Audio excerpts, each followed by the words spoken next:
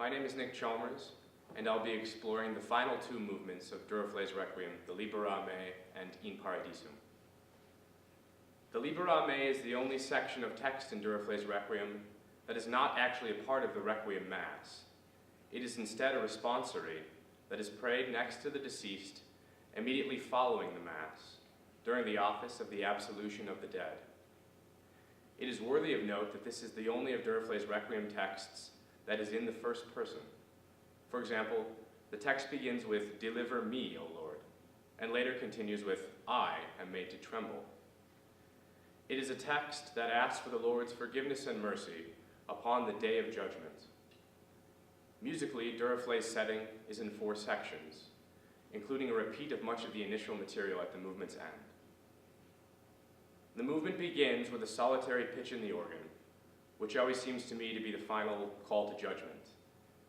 This is followed by a syncopated, sort of rocking rhythm in the accompaniment, with subtle but notable dynamic swells, evoking an ominous, or at the very least, uncertain emotion from the listener.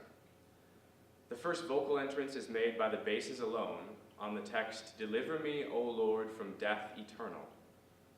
The melody is in a minor mode, as is the majority of the movement as a whole. And the singers use a sort of dark, covered vocal approach, seemingly to help further bring out the meaning of the text. Let's have a listen to the beginning.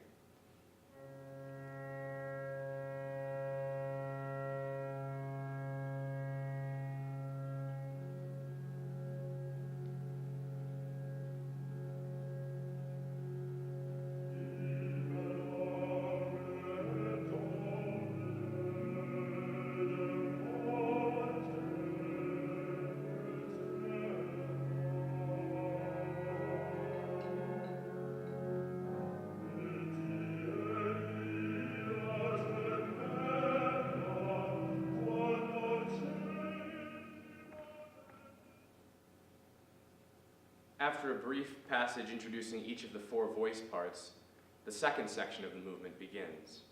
A single voice, a baritone soloist, paints the personal nature of this text, proclaiming, "I am made to tremble and fear." The very animated solo vocal writing, the melodic contour of which is based on the Requiem's corresponding Gregorian chant melody, is juxtaposed with a relatively simple, static organ accompaniment. This contrast, on the one hand, the agitated, sharply articulated vocal writing next to the more subdued writing for the organ, further adds to the tension and drama of the text. Let's listen to that. Tremens factus suae et timeo, dum discussione delit, atque ventur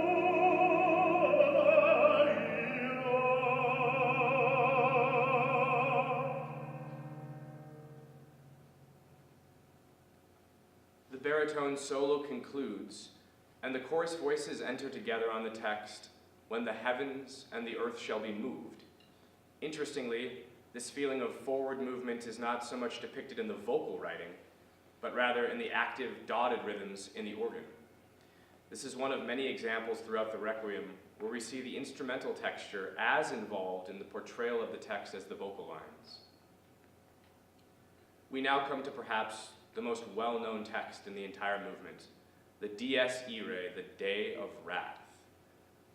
The text is first introduced by the bass section, and then the other voices enter in rather urgent and dramatic fashion in what to me is the most intense section of the entire Requiem.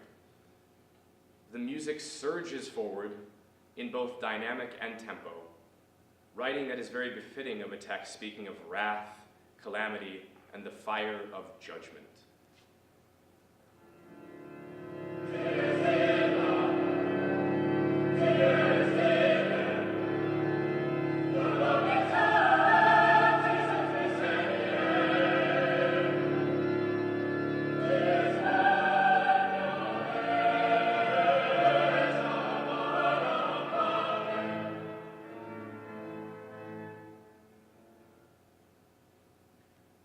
The next section, the third section of the movement, provides a striking contrast to what has preceded it. The soprano voices enter alone on the text Requiem aeternam, eternal rest grant unto them, a quote of the text of the Requiem's opening introit movement. The vocal writing is high in range and angelic, and once again doesn't seem to be in any real meter, and rather is unbounded by time. And so we emerge from the fires of judgment and are brought back to peacefulness and serenity, emotions evoked so aptly in the earlier movements. Let's listen to the sopranos sing.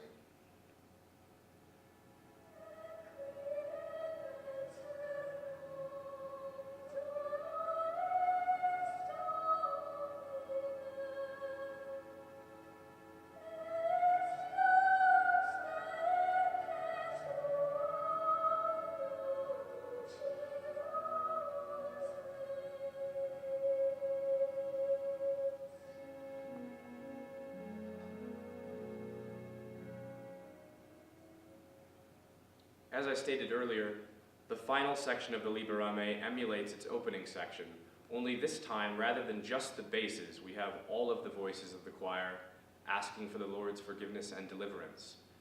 What began as a one-voice plea is now the plea of everyone.